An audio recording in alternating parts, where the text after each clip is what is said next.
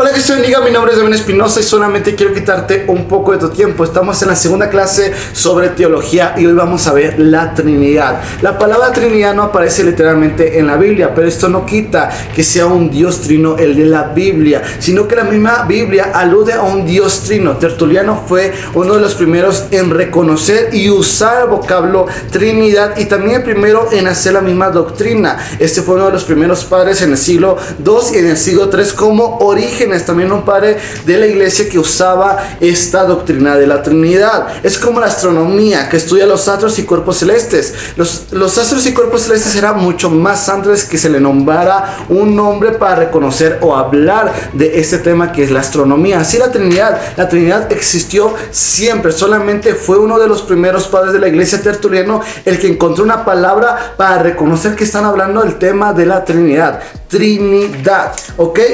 En el cuarto siglo, la iglesia comenzó a formar su doctrina de la Trinidad en el concilio de Nicea en el año 325 después de Jesucristo. Esto sucede después que Jesucristo asciende al cielo y todos se quedan, ok, Dios es Dios Padre de Abraham, o Jesucristo, que él mismo decía que ser Dios, o el Espíritu Santo que va a venir. Son tres dioses o un Dios, y empieza a entrar una confusión. Por eso es importante saber esto de la Trinidad. Hay personas que son unitarios, que creen que solamente hay un Dios y Jesucristo y el Espíritu Santo son creaciones, pero nosotros somos trinitarios y vemos que Dios es uno en esencia y tres en persona. Este es el significado de la Trinidad y vamos a verlo en el Antiguo Testamento. Génesis 11:7 dice: ahora pues descendamos y confundamos ahí su lengua para que ninguno entienda el habla de su compañero. ¿A quién le decía descendamos y confundamos? ¿A quién le decía si nada más era un Dios? Un unitario no puede refutar esto porque hablaba de la Trinidad.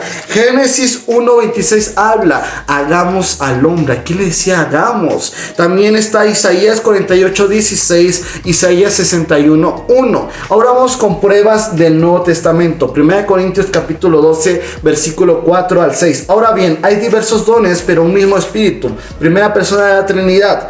Hay diversas maneras de servir, pero un mismo Señor. Segunda persona de la Trinidad. Hay diversas funciones, pero un mismo Dios. Tercera persona. Vemos que aquí habla sobre las tres personas de la Trinidad. También está el versículo de Juan 3:16, Gálatas 4:4, primera de Juan 5:7, Mateo 28:19, cuando dice: en el nombre los bautizarán, en el nombre del Padre, del Hijo y del Espíritu Santo. No decía en los nombres de Padre, de Jesucristo y del Espíritu Santo. ¿Por qué no? Porque estos tres son una esencia en el nombre, de un solo nombre, el Padre, el Hijo y el Espíritu Santo, no en los nombres. También está 1 de Pedro 1:2 y 2 de Corintios 13:14, donde se ve la bendición apostólica. Vamos a entrar a un tema nuevo donde dicen quién es el más poderoso de estos tres, porque Dios Padre se ve que es más poderoso que Jesucristo y Jesucristo que el Espíritu Santo, pero ninguno es más poderoso que otro, sino que hay una economía de la salvación. ¿Qué es esto, Damián?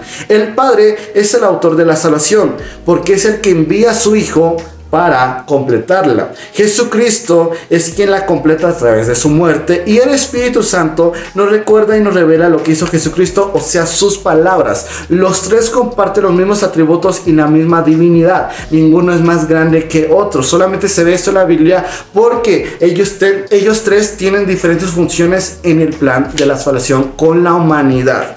Jesús es eterno. Llegamos a esta pregunta: ¿Jesús es eterno? Jesús es eterno. Muchas veces cuando dicen que Jesús es creado, se vienen a Colosenses 1:15. Él es la imagen del Dios invisible, el primogénito de toda creación. La primogenitura aquí habla de que Él no es el primero de toda la creación. No, habla de que Él es el primero de toda la creación en tomar el trono que le corresponde. Como primogenitura, cuando tú eres el primer hijo de tu padre, eres el primero en retomar la recompensa o la herencia, mejor dicho, de tu padre. Así habla de esta primogenitura. Él es el primogénito, no el primero de toda la creación. No fue el primero creado y luego todos. No, habla que Él es el primogénito, el primero de toda la creación en tomar el trono que le corresponde. Hebreos 2:9, otro versículo que muchos lanzan para decir que Jesús es creado.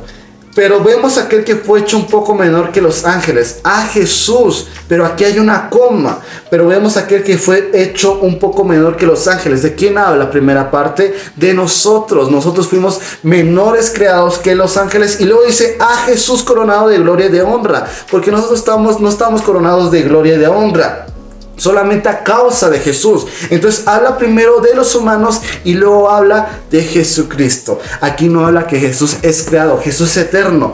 Juan 8:58 dice, Jesús era antes de Abraham. Entonces, ¿Abraham, Jesús? No concuerda con las fechas, porque Él era eterno, Él es atemporal, fuera del tiempo, porque comparte la misma divinidad que el Padre y que el Espíritu Santo. ¿Cómo explicamos la Trinidad ahora, Damián?